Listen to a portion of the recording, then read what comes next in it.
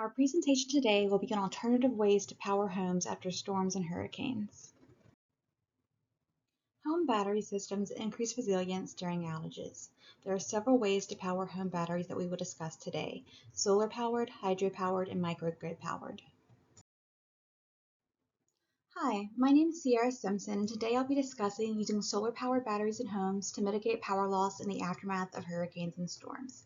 As we adapt to this era of increasingly frequent and severe weather and extreme temperatures, affordable and accessible energy solutions in a home are vital. The disruption caused by the frequency and duration of outages is not just inconvenient, but threatens human life and health. Pairing residential solar power with battery storage can mitigate outage effects and allow families to keep their homes running after storms.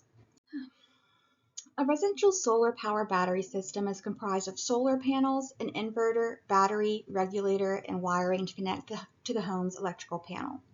Mono or polycrystalline photovoltaic solar panels are commonly used. The panels are installed on a roof or ground-mounted structure. Panels are placed to optimally absorb sunlight throughout the day.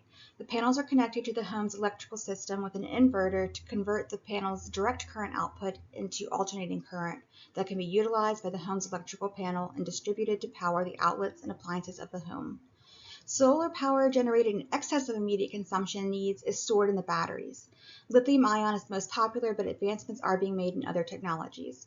A regulator or charge controller is often installed to ensure power banks are charged to an optimal level that also protects the battery's longevity. Why would you want a solar plus storage system for your home? Homes that only have solar panels but no battery storage must rely on the electric grid when the sun isn't shining. With enough battery storage, you can have power 24/7 when you need it most, even in a long outage. Without the need for supplemental power from the grid, household energy bills will be much lower. Typically, gasoline or diesel generators are used in homes during extended outages. Depending on the scope and magnitude of a natural or man-made disaster, fuel supply can be disrupted. With the resiliency that comes with a solar and energy storage system, obtaining fuel and fuel cost is no longer a concern. Reducing the need for fossil fuels also eliminates the emissions that go along with it. Coupling solar installations with battery storage is gaining popularity due to the appeal of having a stable and predictable electricity supply. According to the U.S. Energy Information Administration, more than 50% of the 40,000 new solar installations added from October 2023 to April 2024 were paired with battery installation in California. Solar paired with batteries now makes up 9% of the total solar installations in that state. Although price varies depending on the size and needs of an individual residence, installing a solar plus storage system with batteries costs $25,000 to $35,000. Adding batteries to an existing solar installation is usually around $12,000 to $22,000. Many states offer incentives for solar installations, and prices are expected to decrease in the future. The installation process should only take a few days. The solar panels themselves, with proper care and maintenance, can last up to 30 years, and the longevity is improving as advancements are made in manufacturing and technology. You'll probably need to replace or upgrade the batteries midway through the lifetime of the panels. Batteries typically have a 5 to 15-year lifespan, depending on the amount of usage and type of battery. The efficiency and capacity of these systems is always increasing. The National Renewable Energy Laboratory is a tool on their website that takes into account interannual variability of solar radiation for a given location using historical meteorological data and calculates a typical year's output for photovoltaic systems. Using the address of a home near Baton Rouge, the PV Watts calculator estimates there's a 90% likelihood of generating at least 96% of a typical year's production, which is quite impressive. There are other tools you can use to calculate your typical output and use that to determine the size and quantity of solar panels and batteries desired. There are drawbacks to solar plus storage systems. Manufacturing solar panels and batteries produces some pollution and uses energy. Mining the lithium for batteries is especially costly to the environment.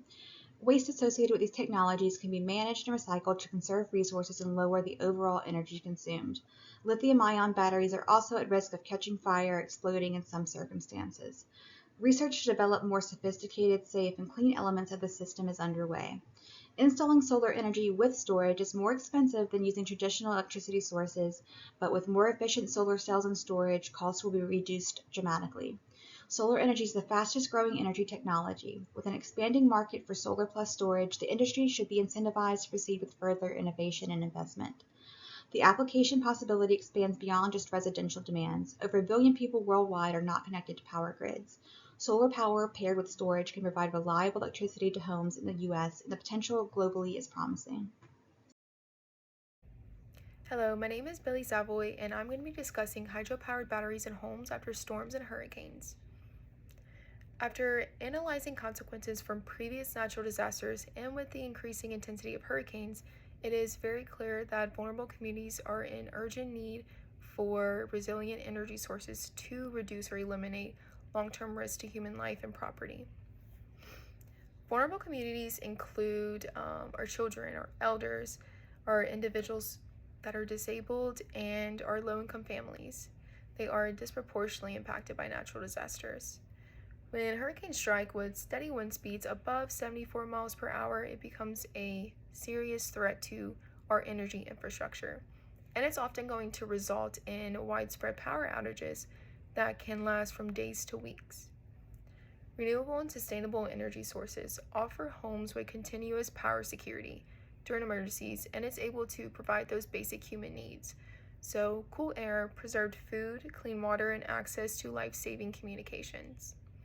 For instance, in Louisiana, heat-related deaths for elderly and infants surge in the years of increased hurricane activity. And while gas generators are our most common solution to power outages, they do come with limitations. These generators can lead to carbon monoxide poisoning if families were to misplace them.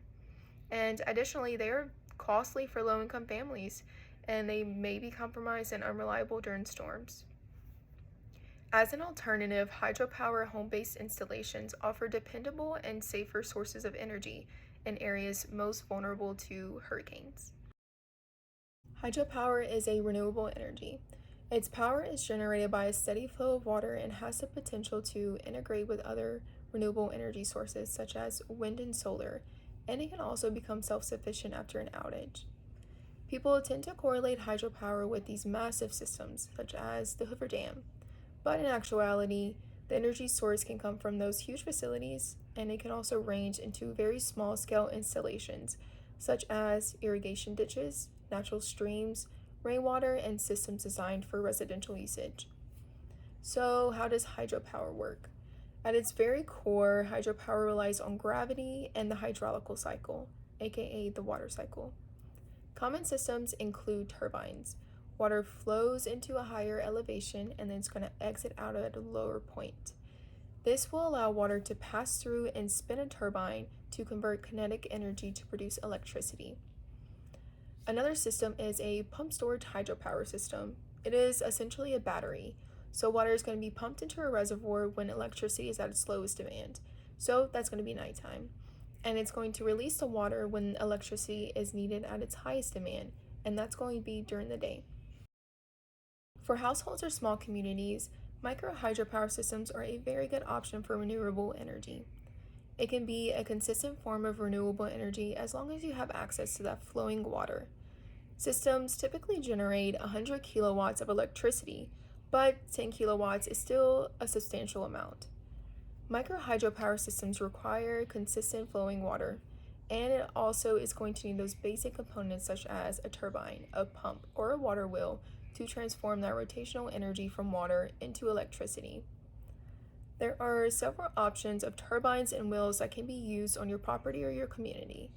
An example of a run-of-the-river pump storage hydropower system is going to be on the picture to your left. You can also use a variety of impulse or reaction turbines, pumps, and water wheels, which include the jackrabbit turbine, a conventional pump, and a water wheel. There are many benefits to utilizing a hydropower system as part of our disaster mitigation plan, but I'm just going to be focusing on 3. My first reason as to why it is so beneficial is its energy resilience. Hydropower can quickly restore power to your home and become self-sufficient backup when that centralized grid system fails. My second reason as to why it is so beneficial is its consistent energy output. Hydropower offers energy as long as it has flowing water, and it can also be integrated into rainwater collection, and that is also going to provide the additional reliability during severe storms. It can also combat the barrier with solar power due to stormy, cloudy days. My third reason as to why it is so beneficial is it's affordable and very cost effective for low-income families. Systems may be a little bit more expensive right for the installation process, but the long-term benefits are substantial savings and it can also be life-saving. And then once it's installed, these systems can last years with minimal operational cost. In conclusion, emergency preparedness and energy resilience must evolve. Hydropower systems present a solution to reduce or eliminate these risks to human life whenever disasters arise. Thank you. Hello, my name is Kier Peter, and today we're discussing microgrid-powered homes after natural disasters. It is a newer form of conglomerated technology that I believe can mitigate damage from storms as well as hurricanes. It pulls together technology from the previous topics, as well as others that were not listed into one super system of energy that can not only power groups of homes for days after natural disasters, but also weeks, which would help in the case of another Katrina. Microgrids are a system that conglomerates various sources, such as hydroelectric and solar, as well as other forms of technology that we did not cover, such as backup generators and large-scale battery facilities. These sources are extracted from, and their energy is put together into control systems that disperse the energy among a section of the electric grid, allowing for power to be maintained even after the main source is impossible to maintain. Microgrids have their own benefits and downsides due to this design. Microgrids have many useful benefits. By being designed to not only be reliant on primary energy sources, it can still function even after being disconnected from the primary grid. This allows for a group of houses and or businesses to function even if the nearby electric grid goes down, allowing for food to not spoil, which gives much needed time to the rescuers and victims of the storms and or hurricanes that occur. It was also designed to restrict any problematic consumption of the energy, both intentional and otherwise. But, by being able to pull from many sources, rather than just solar, hydro, or wind, it is able to equalize or at least decrease the energy loss from daily consumption. But as with any source of energy, it has downsides. Because of its design to cover multiple buildings as well as being used across state lines, it has legal and jurisdictional problems. Certain individuals and or businesses will certainly want enough power to maintain their productivity, rather than what they need is a minimum. As such, there will certainly be disagreements with the energy allocation. Secondly, the previous grid system that we used will have to be altered or replaced to fix the new problems that arise, which can also lead to increased costs of inputting said devices and systems, as well as debates over what amount of change is considered justified and what others are considered not. If you want to look into this topic more, we have provided our list of references. Thank you for watching. We hope you enjoyed our presentation.